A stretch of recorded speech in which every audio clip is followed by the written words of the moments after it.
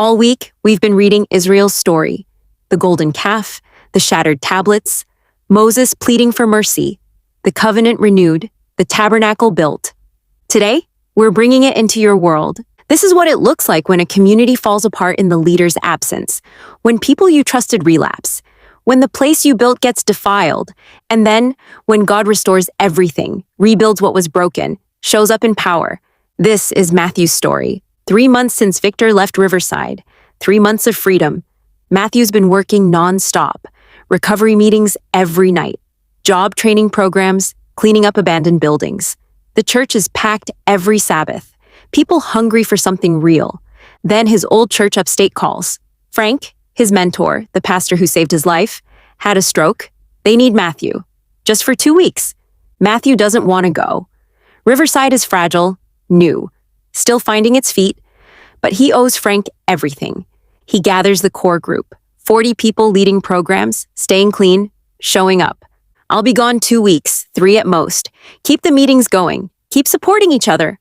I'll be back before you know it. They promise. He leaves the next morning. First week goes fine. Meetings happen. People show up. Momentum holds. But Matthew's situation gets complicated. Frank's recovery is slow. Church has problems. Financial, organizational. 2 weeks becomes 3, then 4, then 5. He calls daily. How's it going? Good. We're good. Everything's fine. But it's not fine. Week 3, attendance drops. Old faces disappear. Week 4, dealers reappear. Not Victor's people, new ones, testing the waters. Marcus brings it up. We need to tell Matthew. Others push back. He's got enough to worry about. We can handle this. We're not kids. They don't call. They tell Matthew everything's fine. Because admitting failure feels like defeat. Week 5, Tommy relapses, 2 months clean. Walking home stressed, tired, missing structure. A dealer approaches. You look like you could use something. Just this once won't hurt. Tommy buys, uses. The spiral starts. Within days, others follow. Half the core group. Some go back to dealers. Some start drinking.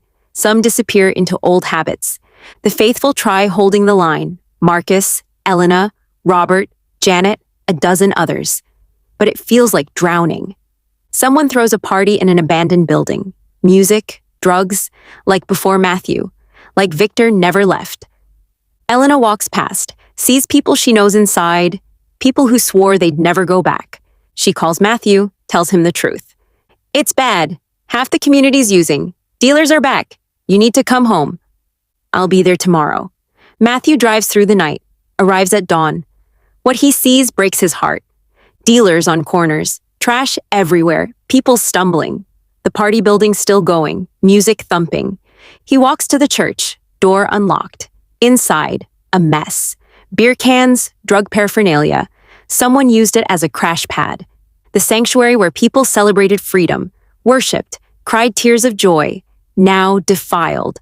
Marcus is waiting outside, exhausted, defeated. I'm sorry, we tried, but without you here? Matthew's anger flares. How did you let this happen? Marcus flinches. We didn't know what to do. People stopped listening. We're not you? Get everyone together. Everyone's still sober. Church, tonight, 7 o'clock. Tell them I'm back. We're dealing with this. 20 people show up, the ones who held on. I'm angry, Matthew says. I'm hurt. I trusted this community, but I also left you too long. This is on me too. He takes a breath. Tomorrow we clean up. Church, streets, everything. We take back what's ours. Then we deal with relapses, not with judgment, with love, but also truth. If they want back in, they start over. Meetings, accountability, the whole process. No shortcuts. If they don't want that, they're out. Not from Riverside, but from leadership, from programs. We can't rebuild with uncommitted people. Elena asks, the dealers? I'll handle them, personally. Next morning, 20 people descend like an army. Trash bags, brooms, cleaning supplies. Church first, scrub, paint, remove every trace, make it sacred again, then streets, picking up trash, reclaiming territory. People watch, some ashamed, some curious. A few join in. By afternoon, dealers notice. Matthew walks up.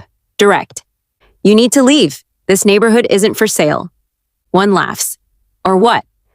I'm going to pray. You saw what happened to Victor. You really want to test God again? The dealer's smile fades. Everyone knows the stories, the plagues, Marco dying. Legend now. We're leaving. This block's cursed anyway. By sunset, they're gone. Matthew meets with everyone who relapsed, one by one. Tommy comes in, won't make eye contact. I screwed up. Yeah. Question is, what now? I want to get clean, for real. Then start over. Day 1, meetings every day, accountability. Can you do that? Tommy nods. Yeah. Not everyone chooses that. Some leave, some keep using, some fade, but half come back, ready to try again, humbled, broken, willing. Matthew gathers them. Faithful 20, repentant 15, 35 ready to rebuild. We're going to renovate this church properly, new paint, floors, everything. And every person here helps, not just shows up, helps, builds, creates. Why, someone asks. Because we need something bigger than ourselves. We're not just recovering. We're building a community, a home, a place where God lives. 6 weeks they work, evenings after jobs, weekends, whenever they can. Marcus knows carpentry. Elena paints. Robert does electrical. Others learn. Holding tools, following instructions, building something with their hands. Wider community notices, starts helping, donating materials, time, skills. A construction company sends a crew for a weekend. Professionals working alongside ex-addicts. The church transforms, new pews, fresh paint, fixed roof, restored windows. Beautiful. And the people transform too, working together, seeing what they can create when focused on something bigger. Bonds form, friendships deepen, trust rebuilds. They're not just renovating a building. They're becoming family. It's done. They plan a dedication service, first Sabbath in the renovated building. Matthew's nervous. What if no one shows? Sabbath morning. He unlocks doors at 9. By 9:30, church is half full. By 9:45, packed. By 10, people standing, sitting in aisles, overflowing onto steps. Core group, relapsed and returned, never left, new people who heard about Riverside. Matthew stands at the front, no sermon prepared, just opens his mouth. 7 months ago, God set us free. We thought freedom was the finish line. Then I left. Half of us fell, went back to old ways. Everything felt destroyed. But here's what I learned. Freedom isn't the finish line. It's the starting line. The race is long. We stumble. We fall. We mess up. But God doesn't give up. He didn't give up on Israel with their golden calf. He didn't give up on me when I killed a man. He's not giving up on Riverside. This building isn't just a church. It's a reminder. We can build something beautiful out of brokenness. We can start over. God takes our mess and makes it holy.